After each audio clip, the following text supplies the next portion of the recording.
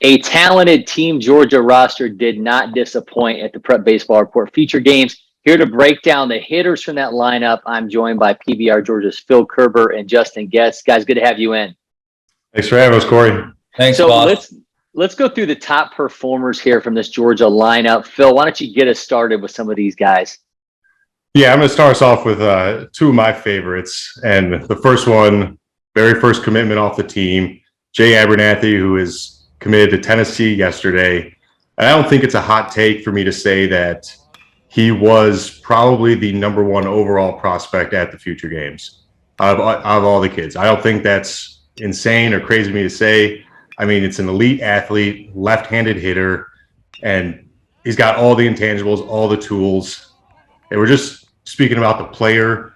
You know, the workout day, he didn't run the 60. He just did defense and hitting. But this just goes to show kind of the baseball IQ he has. That very first AB against Team Indiana, what does he do? Lays down a drag bunt, gets a 3-9 home to first. There you go. There's that run time. There's the athleticism showing it. And, you know, I think he went 3 for 6 on the weekend, 3 stolen bases, was phenomenal on the infield. If you were there for the Team Texas game, there was a slow roller up the middle that he made. It was one of the smoothest plays I've ever seen.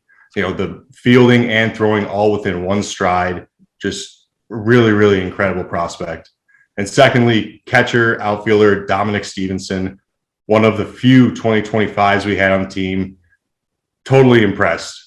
Before the event, if you had read Shooter Hunt's cheat sheet and looked at Team Georgia, he was the dark horse pick-to-click guy that I put on there. And he did not disappoint. It was barrel after barrel against high-level pitching. And you look at the frame, he's still young, but he's 6'1", you know, probably 175, and he's going to fill out. He's got twitch. Defensively, he's such an athlete that I think there's a lot to work with behind the plate. And if that doesn't work out, he can definitely go out in center field. All right, Justin, who do you have for us?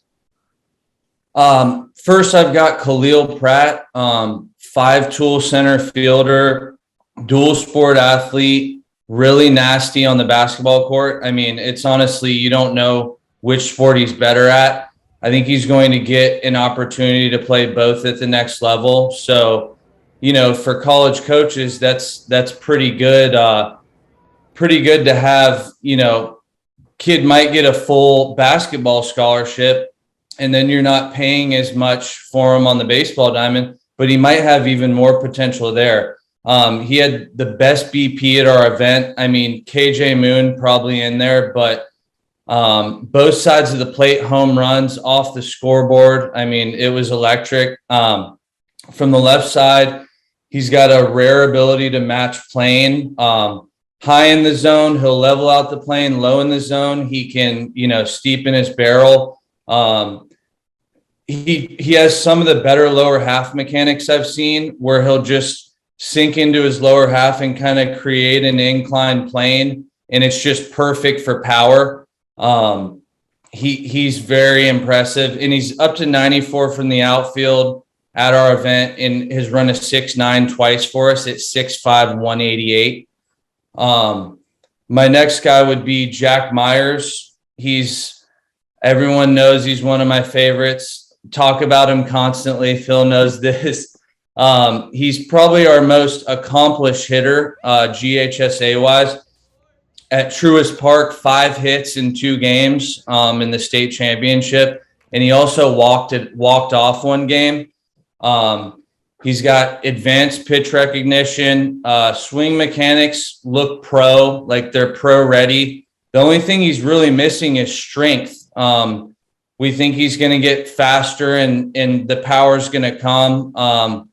He absolutely toys with pitchers, off-speed pitches. I mean, this guy will spit on a breaking ball 20 feet out of the hand and just forces guys to throw him fastballs, where he literally loves to hit velo. It's like his favorite thing in the world. So. All right, Phil, who do you have next for us? Yeah, we're going to go stick in the middle infield with shortstop Craig Kalkbrenner from Harrison. I mean, Craig was probably one of the more complete players. You know, we're talking about tool-wise, if we're ranking him, he's probably in the top 5 in all of them.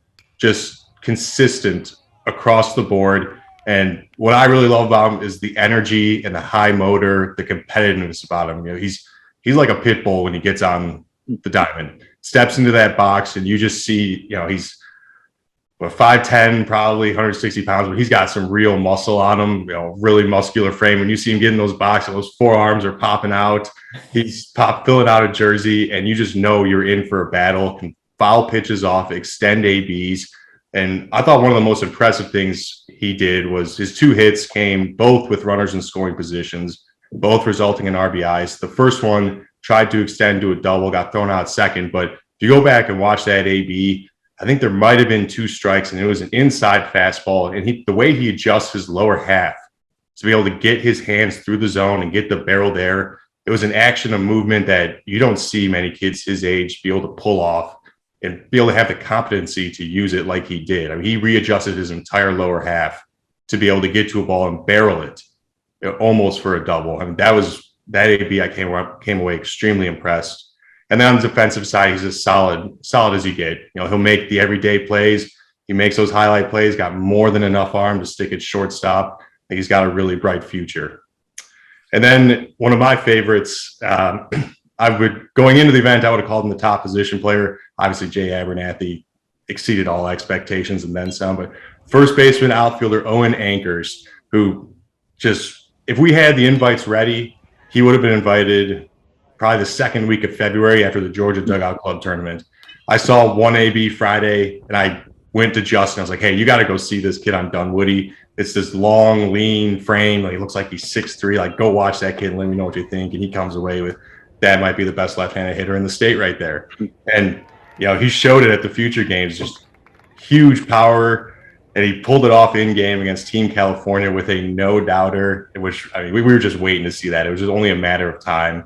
And the great thing is he's going to be an elite defender at first base, or you can stick him in the corners. And personally, I would give him a shot at center field as well. That's how good of an athlete he is. And finally, I'm going to wrap it up with catcher Eli Stevens, 2024 out of Houston County, who, if we're talking about just the kid, I don't think there was a moment where he didn't have a smile on his face as he was walking around the event. Just loves baseball, was there for it all. It was just awesome to be around him. As a player, left-handed hitter, gap-to-gap power. We've seen flashes of that pull-side gap during pull-side power during BP, and it's there, and it will come out as he matures and figures out that approach a little bit more. But if we were keeping stats for barrels, he would have been one of the top guys on Team Georgia. The stat sheet might not show the hits, but he had a ton of barrels and extremely patient at the plate. 3 walks. He was just another guy, the way Justin explained Jack Myers, he's another guy that recognizes pitches and his feel for the zone. He knew the strike zone immediately when he stepped in there and was not chasing pitches at all. He made pitchers throw him pitches over the plate. And when they did, he barreled them. And that really stood out. Justin, bring us home with some of your last guys on your list. Okay, we've got Marquis Mitchell, one of the best athletes in the state, regardless of class. He narrowly missed our top 5 in the entire event in 60 time. It was a 6.57. Elite bat speed. It's elite range in center field. I mean, he made some catches over the head in game that basically shocked us just because the only other guy that could have got to that ball is Ajay Jones, who I'm going to bring up next. But he had 4 barrels in 3 games. No one blew a fastball by him. Any swing and miss he was early on 91-mile-an-hour fastballs. I mean, we're talking probably the best bat speed in the state. Everything we worked on in the cages and stuff, he adjusted to immediately, which shows me, just with some development, what this kid can do. So 4 barrels in 3 games, and 2 were 2-strike doubles with no stride that Phil brought up, which was just, amazing, because we were thinking at the start, this kid's really raw, but his talent is incredible. We're just going to give it a shot. And he exceeded all expectations. So the next guy, Ajay Jones, aka Turbo, he is the best defensive center fielder, not named Drew Jones. That's what I said all this year. I'm one to make bold statements, but I believe it. And he truly, that's what everyone knows him for in Georgia. It's stealing bases and making diving catches. It's a bit of a Kevin Pillar type excitement out there, just like full extension, body completely lateral off the ground, making catches. He's a 6'5" runner, stole, I don't even know how many bases he stole for us, 7 or 8 in 3 games. He was our Scoring designated machine. pinch runner. Yeah, one was as a pinch runner. I kind of was Bush League on that. Probably shouldn't have pinch ran him, but I just wanted to get another stolen base video.